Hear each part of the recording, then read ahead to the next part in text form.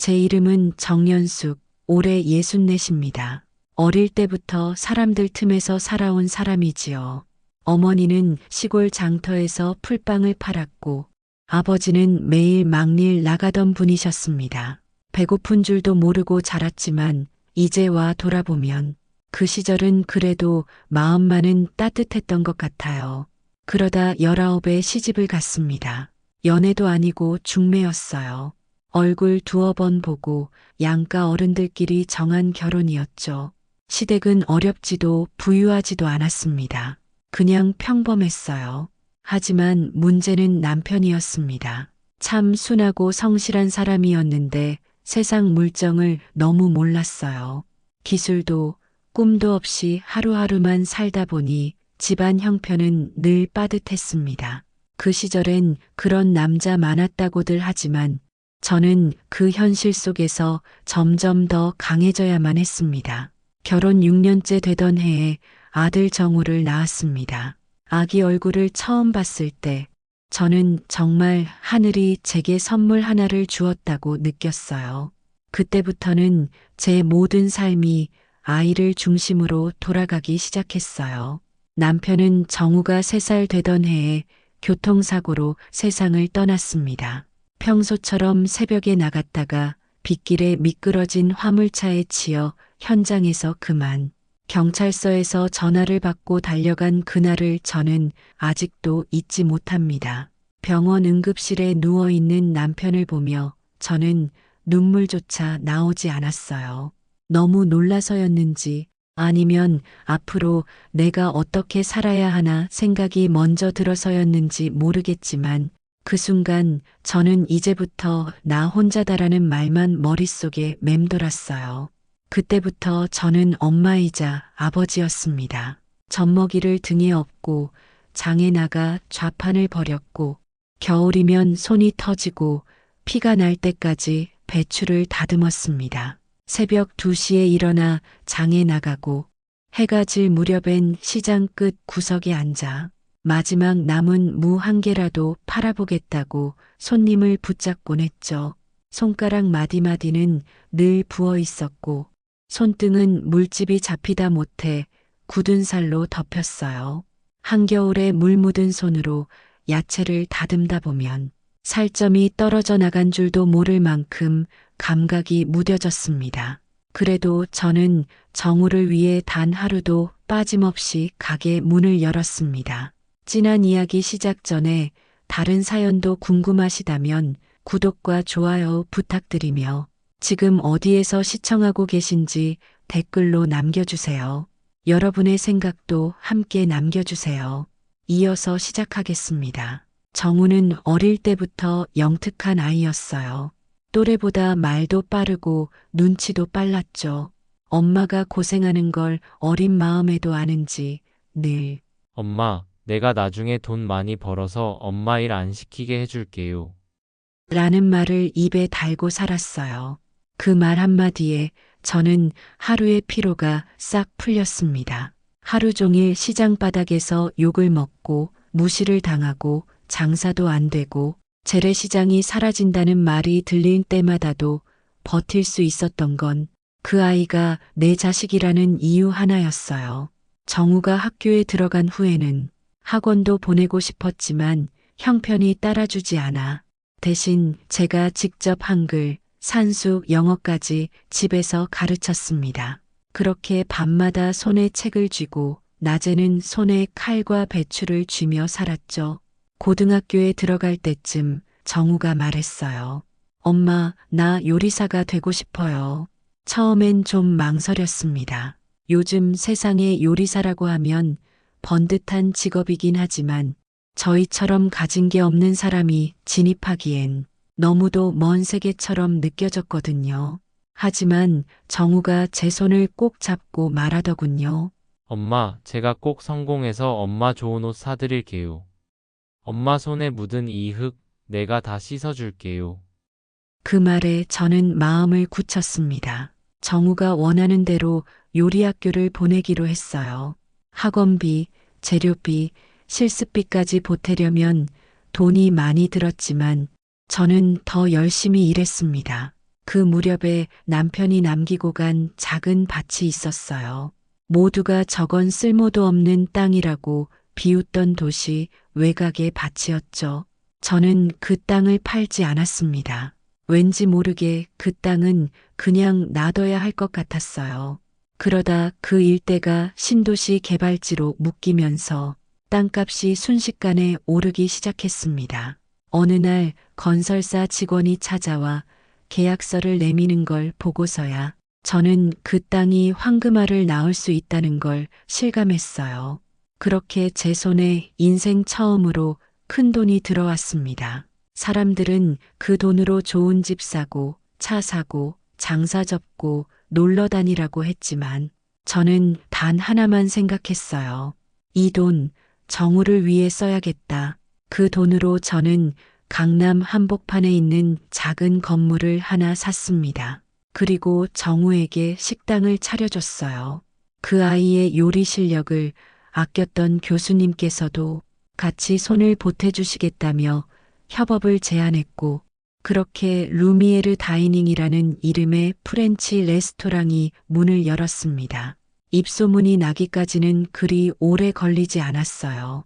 정우의 음식은 정갈하고 감동이 있었고 손님들의 재방문율이 높았죠.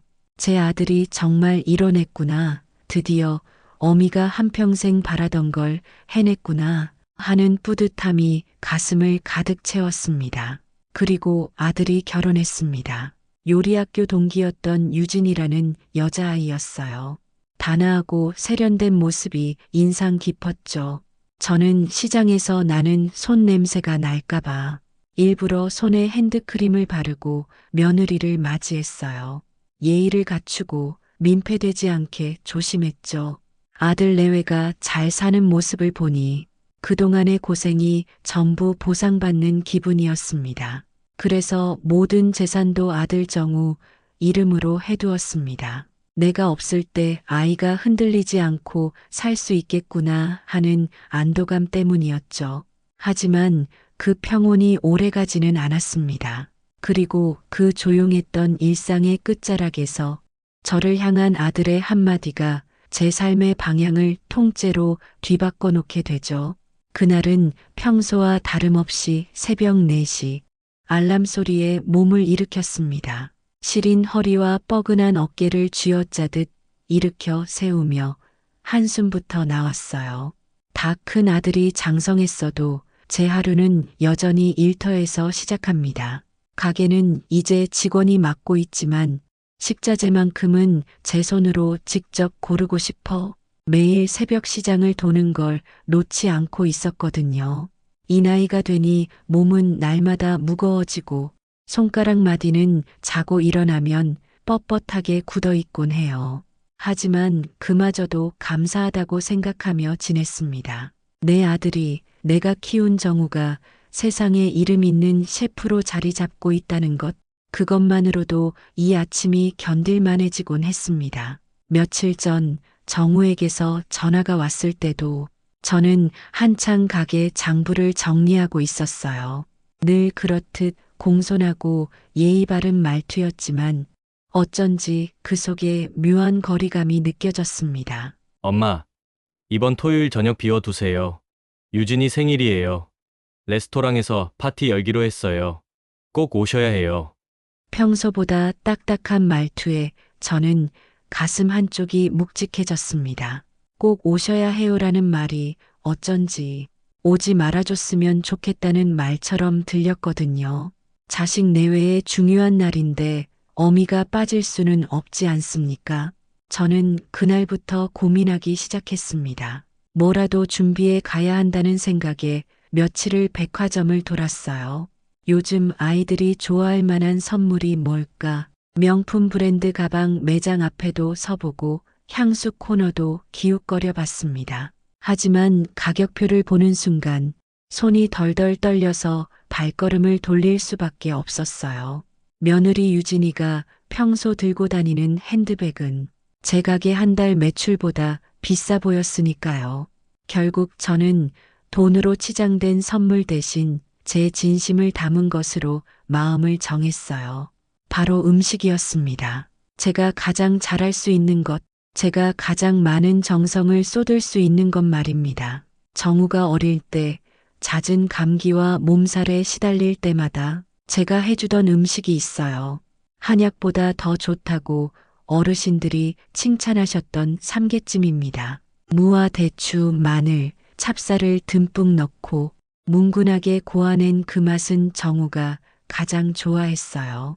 감기라도 걸리면 엄마 그 닭찜 해줘 하던 그 목소리가 아직도 생생합니다. 그래서 저는 전날 저녁부터 닭을 손질하고 뼛속 핏물을 빼기 위해 밤새 물을 갈아가며 준비를 했습니다. 닭 한 마리, 양파 하나 손질할 때마다 정우가 어릴 때 아프다고 칭얼대던 모습이 떠올랐어요. 그때마다 마음이 쿡쿡 찔리듯 아려왔습니다. 밤을 꼬박 새웠습니다. 국물이 탁해지지 않게 불 조절을 조심하고 거품을 걷어내고 또 걷어내며 단 한 그릇이라도 정성이 빠지지 않도록 마음을 다했어요. 무와 인삼도 썰어 넣고 대추는 예쁘게 모양을 내어 얹었습니다.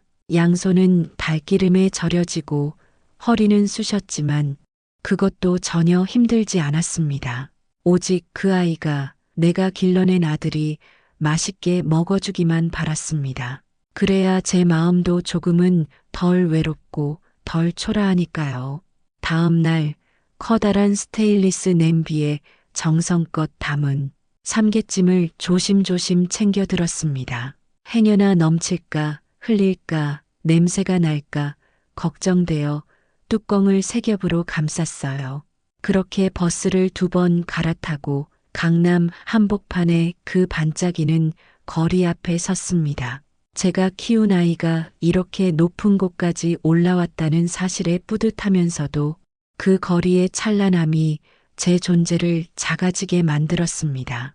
유난히 낡아 보이는 제 외투, 시장에서 산 10,000원짜리 운동화, 손에 밴 육수 냄새까지 그 모든 것이 괜히 부끄러워졌습니다. 레스토랑에 도착하니 문을 열자마자 밝고 향기로운 공기가 저를 휘감았어요.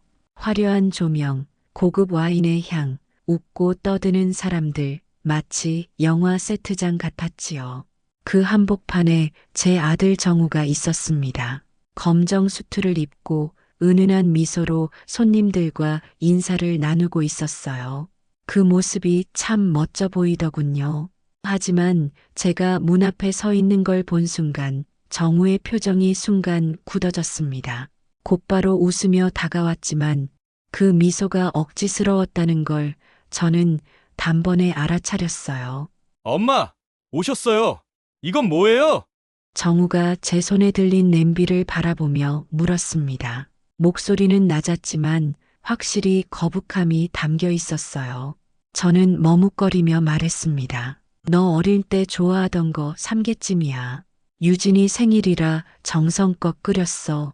그 말에 정우는 대답 대신 깊은 한숨을 쉬었습니다.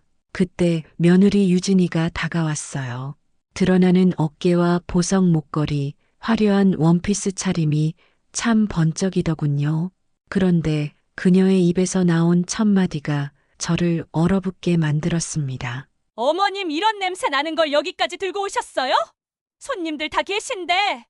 그 말은 제 심장을 그대로 짓눌렀습니다.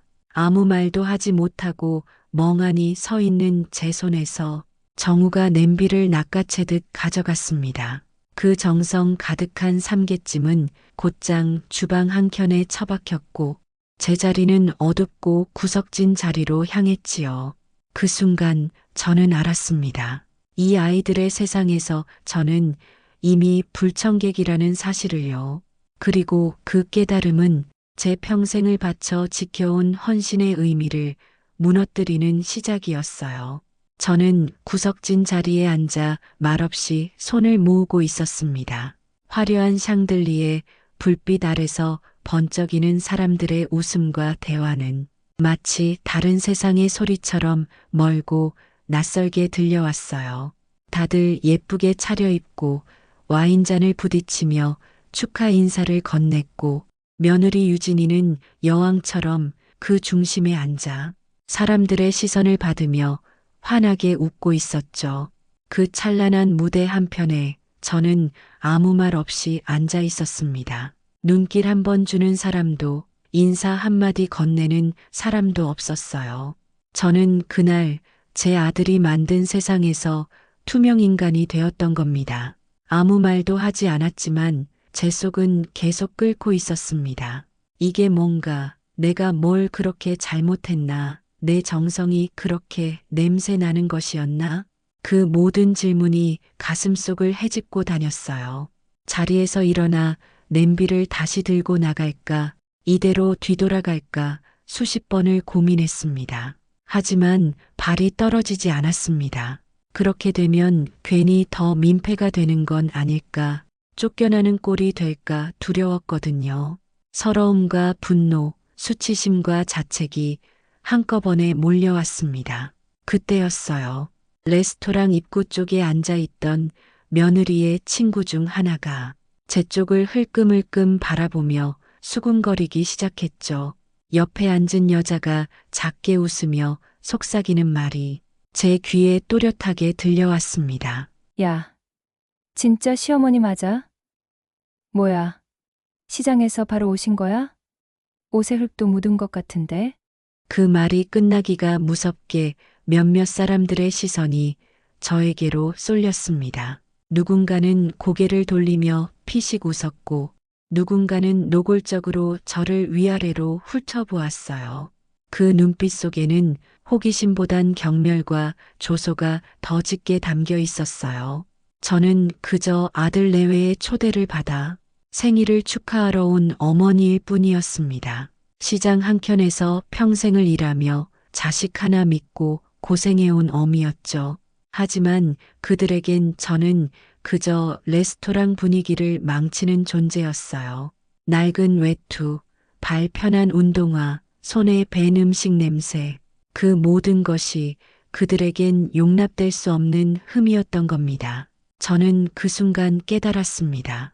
이곳은 더 이상 제가 들어올 수 있는 공간이 아니었습니다. 제 아들은 제가 만들어준 공간에서 더 이상 저를 필요로 하지 않았던 겁니다. 정우는 사람들 사이를 오가며 능숙하게 인사를 나누고 있었어요. 손님이 무슨 와인을 좋아하는지 기억하고 무슨 음식에 알러지가 있는지도 다 외우고 있더군요. 그 모습을 보며 뿌듯한 마음이 들 법도 했지만 제 가슴은 점점 더 차갑게 식어갔습니다. 저 아이의 저 능숙함 속에는 저에 대한 배려는 없었습니다. 저를 이곳에 부른 이유가 뭘까? 정말 초대한 게 맞긴 한 걸까? 아니면 형식적인 통보였을까? 수없이 많은 생각이 스쳤습니다. 케이크가 들어오고 사람들이 하나둘씩 박수를 치며 생일 축하 노래를 부르기 시작했어요. 정우는 며느리 유진의 어깨를 감싸 안았고 유진은 활짝 웃으며 초를 불었죠. 그 모습은 참 보기 좋았습니다. 저도 자리에서 일어나 박수를 쳤어요. 제 손바닥이 아릴 정도로 힘껏요.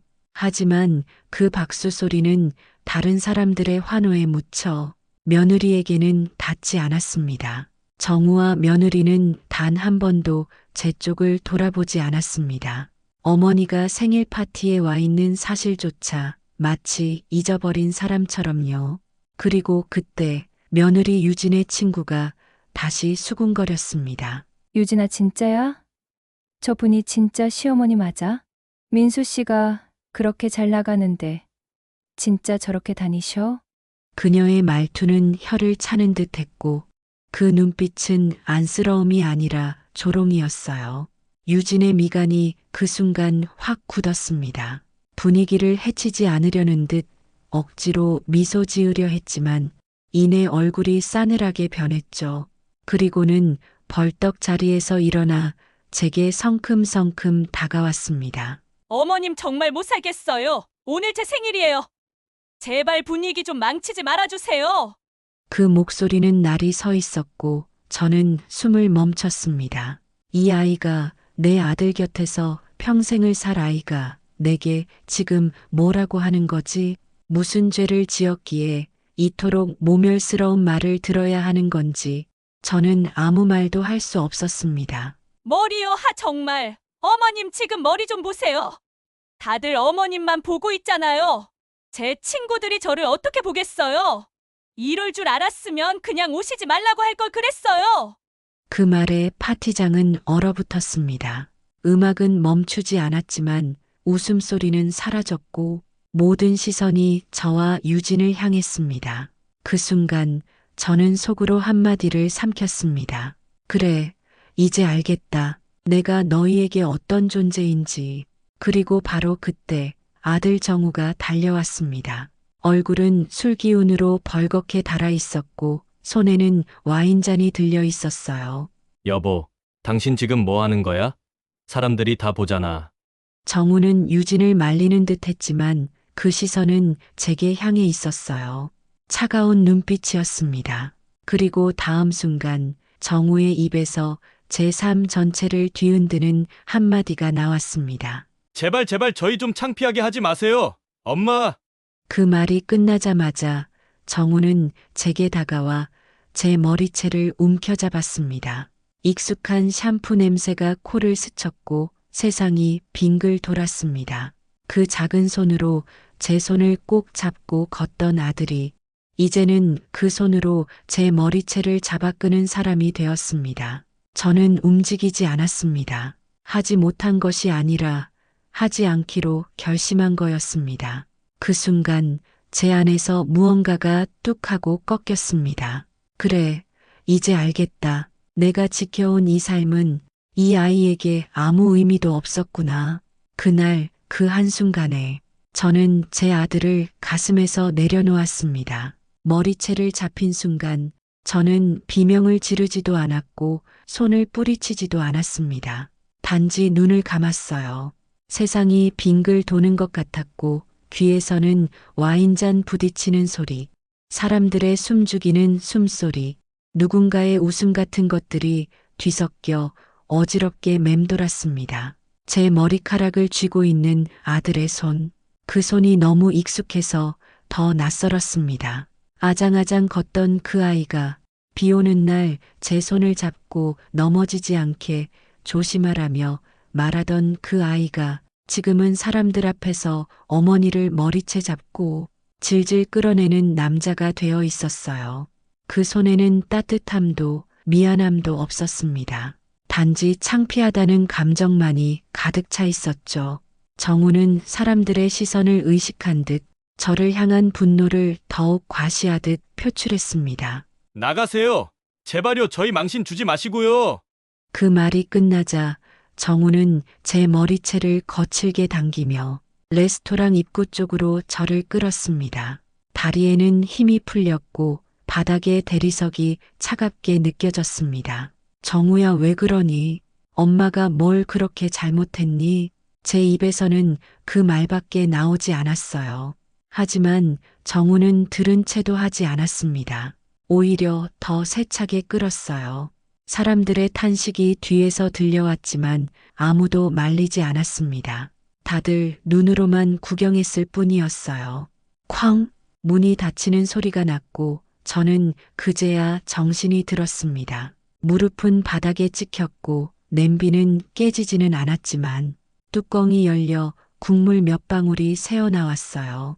차가운 밤 공기 속에서 저는 문 밖에 내팽개쳐진 채 한동안 멍하니 앉아 있었습니다. 레스토랑 안에서는 여전히 음악이 흐르고 있었고 그 안에서는 제 아들과 며느리가 축하를 받고 있었겠지요. 하지만 제 세상은 그 문이 닫히는 순간 완전히 무너졌습니다. 그 자리에서 저는 울지 않았습니다. 아니, 울 수가 없었어요. 가슴이 너무 차갑게 식어 있었고 머릿속은 하얘졌습니다. 그 대신 제 눈앞을 스치는 한 장면이 있었습니다. 정우가 초등학교 3학년 때 미술 시간에 그려줬던 그림 한 장. 세상에서 제일 예쁜 우리 엄마. 그 밑에 삐뚤빼뚤한 글씨로 엄마는 내가 꼭 지켜줄게요. 라고 쓰여 있었던 그 그림.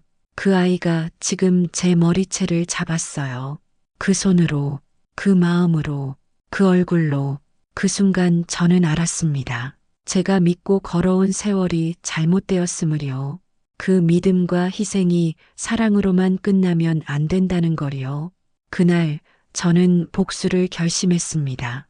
울지 않겠다고, 무너지지 않겠다고 다짐했습니다. 내가 이 아이에게 빌려준 모든 것을 되찾겠다. 재산이 아니라 존엄과 의미를 되찾겠다고요. 집으로 돌아오는 버스 안, 저는 창밖을 내다보며 말없이 앉아 있었습니다.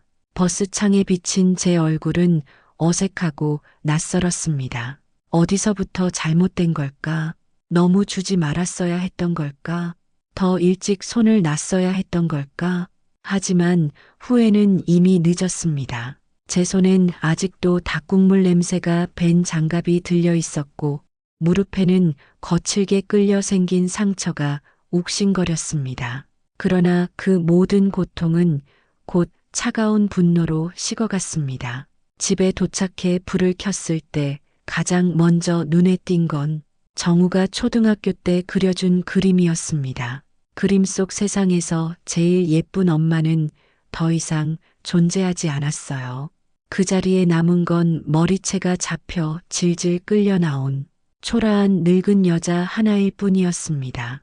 그림을 떼어내며 저는 중얼거렸습니다. 그래, 정우야. 내가 너에게 모든 걸 줬지. 하지만 오늘부로 그 빚을 받아내겠다. 그날 밤 저는 앨범을 꺼내 한 장씩 넘겨보기 시작했습니다. 남편이 사고로 세상을 떠나고 아이 하나 품에 안고 시장 바닥을 전전했던 젊은 날들. 손톱 밑에 흙이 박히고 겨울이면 손이 갈라져 피가 났던 그 시절. 그래도 웃었던 날들. 아이 하나 잘 키우겠다고, 그 애가 원하는 건 다 해주겠다고. 이 악물고 살았던 날들이 사진 속에 빼곡히 담겨 있었습니다. 그렇게 살아온 세월을, 그 정성을, 그 한마디 제발 저희 좀 창피하게 하지 마세요. 그 한순간에 다 내팽개쳐진 것이었어요. 그 아이는 몰랐겠죠. 그 말을 내뱉는 순간 자기 발 아래 깔려있던 세상의 뿌리가 송두리째 흔들리고 있었다는 걸. 그 손으로 어미의 머리채를 잡았던 순간 자신이 딛고 선 화려한 성의 기초가 무너졌다는 걸. 다음 날 아침 저는 식당 문을 열지 않았습니다. 대신 조용히 옷장을 열어 가장 깨끗한 옷을 꺼내 입고 전화를 걸었어요. 조 변호사, 나야. 오늘 시간 좀 내줘. 잠깐 얼굴 좀 보자. 새벽 공기를 뚫고 울려 퍼진 제 목소리는 평소와 달랐습니다. 흔들림도 체념도 없었고 오직 하나 결심만 담겨 있었어요. 조 변호사는 제 오랜 친구이자 남편의 군 동기였습니다. 젊은 시절 법 공부를 마치고 지금은 번듯한 사무실을 운영하고 있는 변호사죠.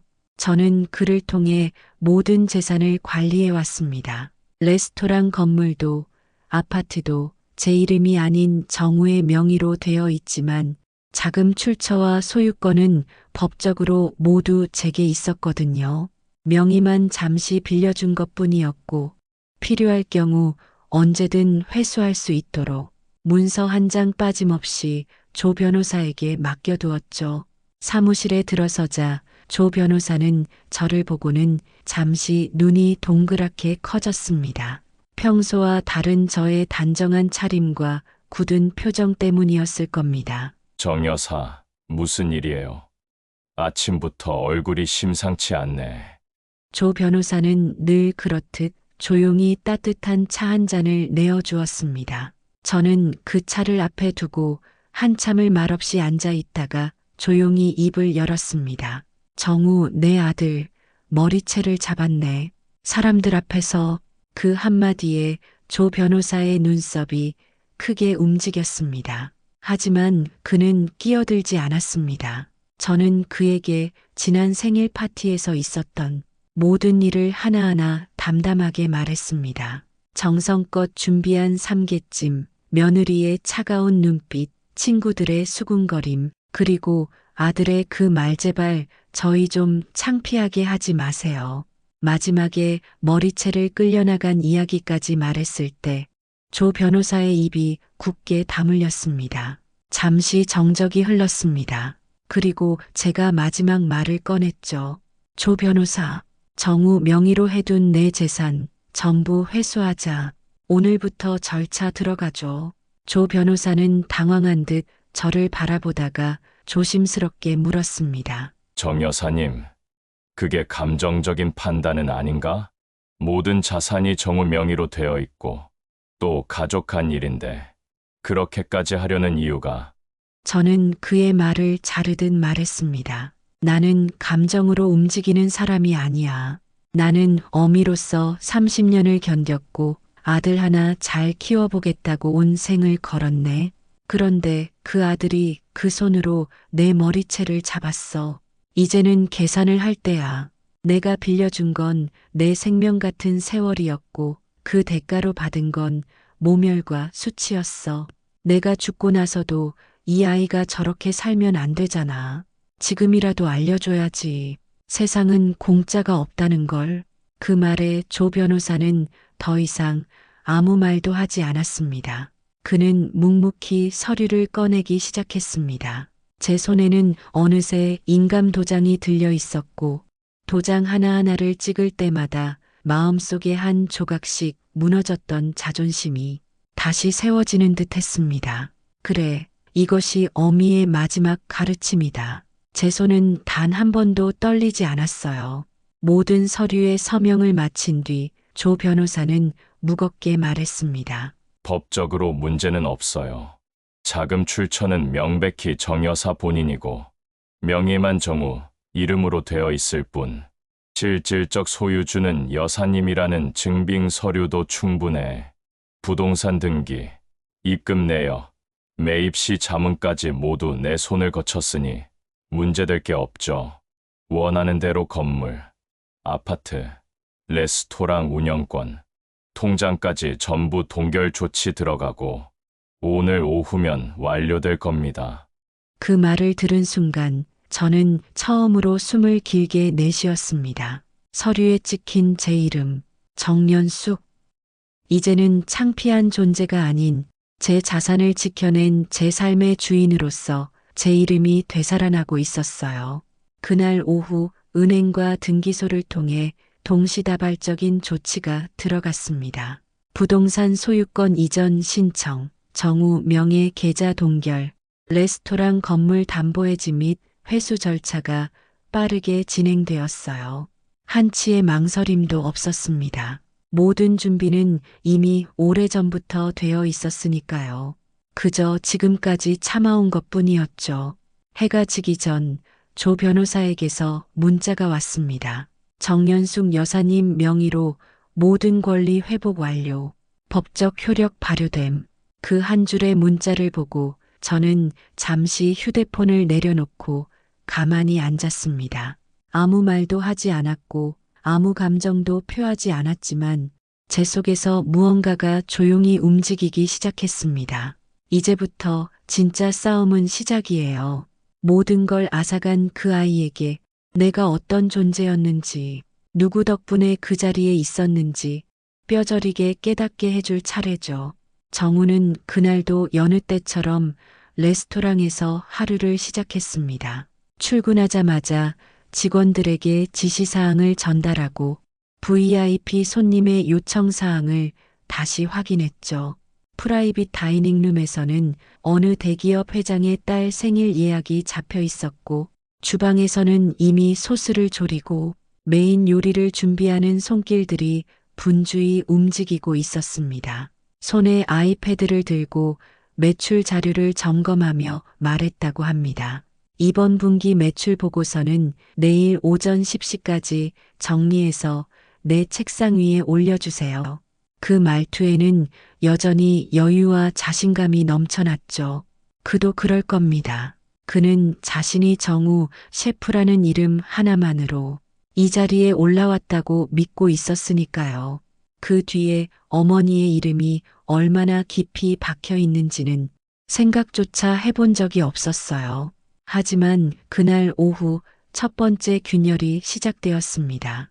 정우는 대출 서류를 제출하기 위해 거래은행에 들렀고 창구 직원은 서류를 받아들고 난 뒤 어딘가 당황한 기색을 감추지 못했습니다. 정우 셰프님 죄송하지만 부동산 명의가 변경되셨습니다. 현재 정우님 명의로 된 건물은 없습니다. 정우는 눈을 깜빡이며 말을 되물었어요. 예? 그게 무슨 말씀이세요? 지금 이 레스토랑 건물은 제 명의인데요. 직원은 조심스럽게 화면을 돌려 보여주었습니다. 명의란에 선명하게 박힌 이름 정연숙. 정우는 그제야 뭔가 잘못 돌아가고 있다는 걸 느꼈습니다. 잠깐만요, 그럼. 제 개인 계좌는요? 이번 달 거래 내역 좀 출력해 주세요. 직원이 키보드를 두드리다 멈췄습니다. 죄송하지만 계좌 사용이 임시 동결 상태입니다. 소유주 본인의 요청에 따라 전 금융권 거래 제한이 걸려 있습니다. 그 말을 듣는 순간 정우의 얼굴은 순식간에 창백해졌습니다. 정우는 폰을 꺼내 통장을 열어봤고 거래 불가라는 빨간 글씨가 선명히 뜬 화면을 몇 초간 멍하니 바라봤어요. 그 뒤로 그는 문득 생각났듯 엄마의 번호를 찾았지만 통화 연결음만 길게 울릴 뿐 아무도 받지 않았습니다. 같은 시각 유진은 백화점 명품관에서 친구들과 함께 쇼핑 중이었습니다. 생일 파티 이후 연일 SNS에는 유진의 드레스, 레스토랑, 정우의 칭찬이 넘쳐났고 친구들 사이에서 유진은 마치 셰프계 사모님처럼 군림하고 있었죠. 역시 유진이는 결혼을 잘했어. 요즘 레스토랑 예약도 힘들다며. 그런 말이 귀에 들릴 때마다 유진은 기분 좋게 웃으며 백화점 카드를 꺼냈습니다. 하지만 그날따라 카드 단말기에서 이상한 알림이 떴습니다. 승인 불가, 거래 제한 계좌입니다. 처음엔 기계 오류라고 생각했어요. 다시 긁었고 다른 카드를 꺼내도 마찬가지였죠. 점원은 난처한 표정으로 말했습니다. 고객님, 혹시 카드사로 직접 확인해 보시는 게 좋을 것 같습니다. 거래가 차단되어 있어서. 그 말에 유진은 순식간에 얼굴이 붉어졌다가 창백해졌습니다. 친구들은 뒤에서 수군거리기 시작했고 유진은 들고 있던 가방을 내려놓고 핸드폰을 열었습니다. 정우에게 전화를 걸었죠. 여보, 지금 무슨 일이야? 카드가 안 돼! 창피하게 사람들 앞에서! 정우는 말을 자르듯 대답했습니다. 엄마가 모든 걸 가져갔어. 건물도, 가게도, 집도 계좌까지 다. 지금 내 이름으로 된 게 하나도 없어. 그 말에 유진은 한동안 입을 다물지 못했습니다. 사람들이 지켜보는 가운데 핸드백을 부여잡고 백화점을 빠져나오면서 그녀는 처음으로 깨달았습니다. 지금까지 그녀가 누리던 그 모든 빛나는 삶은 자기 것이 아니었다는 것을요. 그건 정우의 것도 아니었고 결국 정연숙이라는 단 한 사람의 손 안에 있었던 것이라는 사실을요. 정우는 그날 저녁 곧장 어머니를 찾아 집으로 갔습니다. 작고 허름한 오래된 연립주택 3층 몇 년 전 새 아파트로 이사하시라고 권했을 때 난 여기 편해. 새 집은 답답해. 하시던 그 말이 머리를 스쳤습니다. 하지만 문 앞에 선 정우는 종일 망설이다 결국 초인종을 누르지 못했어요. 그 순간 마치 자신이 평생 쌓아올린 성이 사실은 남의 것이었다는 걸 깨달은 어린아이처럼 정우는 그 자리에 주저앉았습니다. 밤늦게 집으로 돌아온 유진은 분노로 가득 차 있었습니다. 어머님이 왜 이러시는 거야?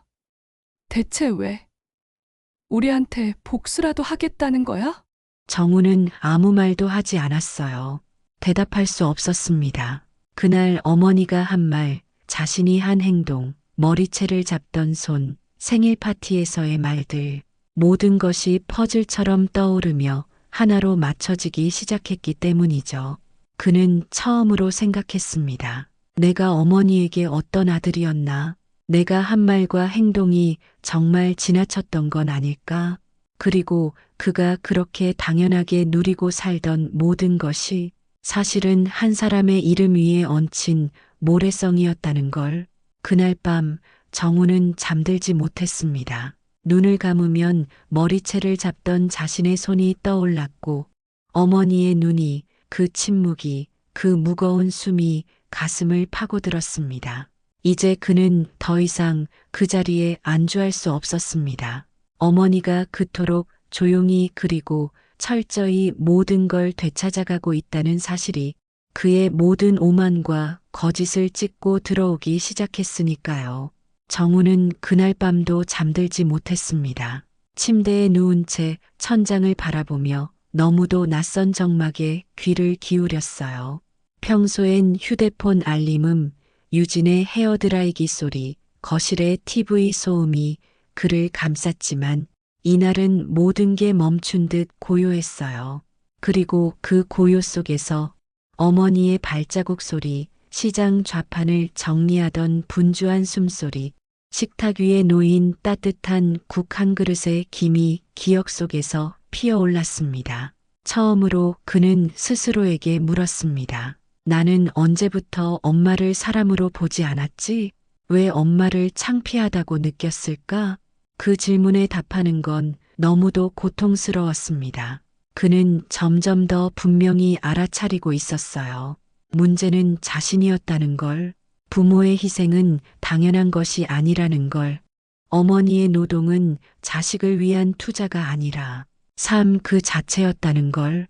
정우는 눈을 감고 어린 시절을 떠올렸습니다. 장마가 쏟아지던 날 장바구니를 들고 집에 들어오던 엄마, 신발도 젖은 채 부엌으로 뛰어가 정우야 감기 들까봐 엄마가 비 맞고도 국 먼저 끓였어 하고 웃던 얼굴. 그날 어머니는 젖은 옷도 갈아입지 않은 채 주방에 서 있었어요. 그 모든 기억이 하나하나 머리를 때리기 시작했습니다. 정우는 이불 속에서 숨죽이며 울었습니다. 눈물이 말을 즈음 그는 휴대폰을 들었습니다. 어머니의 번호를 눌렀지만 여전히 신호만 갈 뿐 받지 않으셨습니다. 그는 문득 어머니가 정말 이 세상에서 사라져버릴지도 모른다는 두려움에 몸서리를 쳤습니다. 새벽 5시가 되자 정우는 자리에서 일어났습니다. 레스토랑에 출근하던 시간보다 훨씬 이른 시각이었지만 그는 곧장 옷을 갈아입고 현관문을 나섰어요. 그리고 어머니의 집이 있는 연립주택 앞으로 향했습니다. 햇살이 겨우 얼굴을 내밀기 시작한 골목길, 벽에는 이슬이 맺혀 있었고 창문 너머로는 고양이 한 마리가 조용히 몸을 말고 있었어요. 정우는 몇 년 만에 걸어본 그 골목에서 자신이 아들 정우가 아닌 그저 누군가의 잘못한 사람으로 돌아가고 있음을 느꼈습니다. 현관문 앞에 섰을 때 정우는 두 주먹을 꽉 쥐었습니다. 그리고 용기를 내어 초인종을 눌렀어요. 첫 번째는 반응이 없었습니다. 두 번째, 세 번째, 그러다 아주 느리게 문이 열렸습니다. 문을 연 사람은 어머니가 아니었습니다. 건너집 아주머니였습니다. 너 정우 아니냐? 이 시간에 무슨 일이냐? 정우는 허둥지둥 물었습니다. 우리 엄마 아니, 어머니 지금 안에 계세요? 아주머니는 머리를 흔들며 말했어요. 아침 일찍 나가셨다 언제처럼 시장 가신 거겠지. 정우는 그 말에 가슴이 철렁 내려앉았습니다. 언제처럼 그 말이 뼈를 때렸어요. 모든 걸 빼앗아가고 상처 주고 머리채를 잡히고 나서도 그녀는 언제처럼 아침을 시작하고 있다는 것. 정우는 문 앞에 멍하니 서 있다가 문득 돌아섰습니다. 그리고 시장으로 향했어요. 그녀가 늘 좌판을 펼치던 무와 대파, 배추가 차곡히 쌓인 그 자그마한 자리로 그곳엔 이미 좌판이 차려져 있었고 낡은 모포를 깐 위에 몇 단의 상추와 쪽파가 가지런히 놓여 있었습니다. 정우는 두리번거리다 멀찍이 서 손님에게 거스름 돈을 건네는 어머니의 모습을 보았습니다. 그는 한 발짝도 다가갈 수 없었습니다. 그 순간에 어머니는 너무나 초연하고 단단하고 그동안 자신이 알던 순한 엄마가 아니었어요. 그녀는 세상을 이겨낸 사람의 얼굴을 하고 있었습니다. 정우는 멀리서 입술을 꾹 다물고 있다가 천천히 다가갔습니다. 그리고 마침내 앞에 섰어요. 어머니는 그를 보고도 놀라지 않았습니다. 그저 무표정하게 물었습니다. 왜 왔니? 그 짧은 한마디에 정우는 목이 메었습니다. 엄마, 나 미안해요. 얘가 너무너무 잘못했어요. 정우는 그 자리에서 무릎을 꿇었습니다. 엄마, 제발 용서해 주세요. 그날 내가 왜 그랬는지, 아니 왜 그랬는지도 모르겠어요. 근데 내가 진심으로 후회해요. 엄마, 제발 다시는 나 안 버렸으면 좋겠어요. 엄마 없는 인생 나 살 수 없을 것 같아요. 하지만 어머니는 한참을 말없이 그를 내려다보다 무심히 몸을 돌렸습니다. 그리고 단 하나의 말만 남겼습니다. 살아봐. 엄마 없이도 살아봐. 그 말을 남기고 등을 돌렸지만 제 발걸음은 한동안 떼어지지 않았어요. 뒤에서 들려오던 정우의 흐느낌, 자리를 지나치던 시장 사람들의 시선, 모두가 등을 찌르는 송곳처럼 아팠지만 저는 돌아보지 않았습니다. 그날의 저는 더 이상 누구의 어머니가 아닌 정연숙이라는 사람이었거든요. 오래전부터 생각만 해오던 삶이 있었습니다. 애 키우고 나면 뭐라도 배워볼까? 내 이름으로 된 가게 하나 열어볼까? 하지만 그 모든 계획은 정우의 입시, 군대, 결혼식, 가게, 레스토랑, 집 문제로 늘 나중에로 밀려났죠. 제 인생의 우선순위에서 저는 항상 맨 끝이었어요. 그렇게 몇십 년이 흘렀고 나는 그 아이의 성공을 위해 내 이름을 포기한 채 살아왔던 사람이었어요. 이제야 그 시간이 끝났습니다. 더 이상 누구의 엄마로만 불리지 않아도 되는 시간이요. 정우에게 모든 재산을 빼앗긴 게 아니라 내가 나를 돌려받은 것뿐이라는 걸 스스로에게 매일 다짐하며 살기 시작했어요. 조 변호사와 상의해 레스토랑 건물 일부는 처분했고 그 돈으로 저는 시장 근처 작은 공간을 얻어 연숙반상이라는 이름의 한식 반찬 가게를 열었습니다. 거창하게 시작하지 않았어요. 매일 새벽 시장에서 손질한 식재료로 한 끼가 따뜻한 밥상이 되도록 돕는 작고 정직한 가게였죠.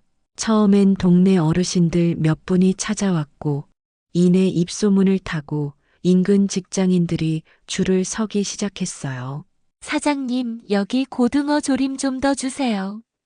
오늘 된장찌개 진짜 맛있어요. 그 말들이 제겐 누가 알아주지 않아도 평생 해왔던 손맛에 대한 세상의 첫 인정처럼 느껴졌어요. 밤이면 일지를 정리하며 스스로에게 묻곤 했습니다. 정연숙, 너 오늘 잘 살았니? 누구의 엄마가 아닌 내 이름으로 잘 견뎠니? 그 대답이 응이 되는 날이 많아졌고 그 응이 쌓여 사람 정연숙의 삶이 되어갔어요. 가게가 자리 잡고 몇 달이 흐른 어느 날 낯익은 그림이 택배로 도착했어요. 겉봉투엔 떨리는 글씨로 엄마께라고 적혀 있었고 봉투 안엔 액자 하나가 들어 있었습니다. 바로 정우가 어릴 때 그렸던 그 그림이었어요. 세상에서 제일 예쁜 우리 엄마는 내가 꼭 지켜줄게요. 그 아래 작게 덧붙여진 글귀 하나가 있었습니다. 그 약속, 이제부터라도 지킬게요. 그날 저는 울었습니다. 가게 문을 닫고 불을 끄고 들고 있던 그림을 품에 안고 소리 없이 오래, 아주 오래 울었어요. 그 울음은 원망도 분노도 아닌 비로소 이해받은 삶에 대한 오열이었어요. 정우는 아직도 레스토랑에서 일하고 있었습니다. 하지만 더 이상 대표 셰프가 아닌 자기 이름으로 시작한 작은 창업 공간에서 스스로 냄비를 닦고 주방을 치우고 조리복을 손수 빠는 삶을 살고 있다고 들었어요. 며느리 유지는 떠났다고 했습니다. 이별은 고통스럽겠지만 사랑 없는 관계를 이어가는 것보단 나았을 테죠. 어쩌면 유진도 정우도 이제야 자신들의 인생을 다시 살아볼 기회를 얻게 되었을지 몰라요. 어느 날 정우가 제 가게 문을 열고 들어왔습니다. 예전처럼 번쩍이는 옷차림도 아니었고 세련된 향수도 아니었어요. 그저 평범한 남자 하나가 한 팩의 묵은지를 집어들고 조용히 계산대에 섰습니다. 엄마, 이거 저녁에 삼겹살이랑 먹을게요. 어릴 때 그게 제일 맛있었잖아요. 그 말에 저는 고개를 끄덕였고 돈을 받지도 않았어요. 배고프면 앞에 밥솥 열어봐. 된장국도 끓여놨어. 응, 고마워요, 엄마. 짧은 대화, 서툰 사과, 작은 행동. 그 안에 담긴 건 시간이 지나도 변하지 않는 사람 사이의 온기와 회복이었어요. 햇살이 따뜻하게 들이치는 가을 오전, 저는 가게 앞 벤치에 앉아 손에 쪽파 한 단을 들고 있었습니다.